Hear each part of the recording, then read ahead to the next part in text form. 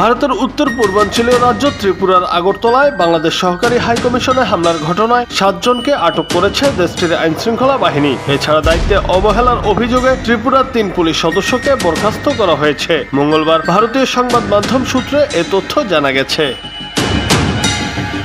সংবাদ মাধ্যমের প্রতিবেদনে বলা হয়, আগরতলায় বাংলাদেশের সহকারী হাইকমিশনে হামলা ও ভাঙচুরের ঘটনায় ত্রিপুরা সরকার মঙ্গলবার 3 পুলিশ সদস্যকে বরখাস্ত এবং একজন সিনিয়র পুলিশ কর্মকর্তাকে বদলি করেছে। এছাড়া ঘটনায় জড়িত থাকার অভিযোগে 7 জনকে আটক করেছে আইনশৃঙ্খলা বাহিনী।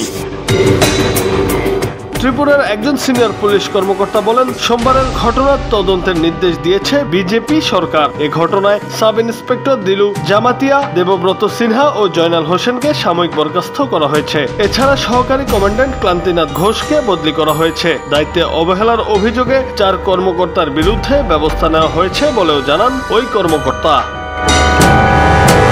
এদিকে কূটনৈতিক মিশনে হামলার ঘটনার পর আগরতলায় বাংলাদেশ মিশনের নিরাপত্তা ব্যবস্থা জোরদার করা হয়েছে। ত্রিপুরার মুখ্যমন্ত্রী মানিক সাহা এই ঘটনার নিন্দা জানিয়েছেন। এক বিবৃতিতে তিনি বলেন, শান্তিপূর্ণ প্রতিবাদের অনুমতি থাকলেও এ ধরনের কাজ কোনোভাবেই গ্রহণযোগ্য নয়।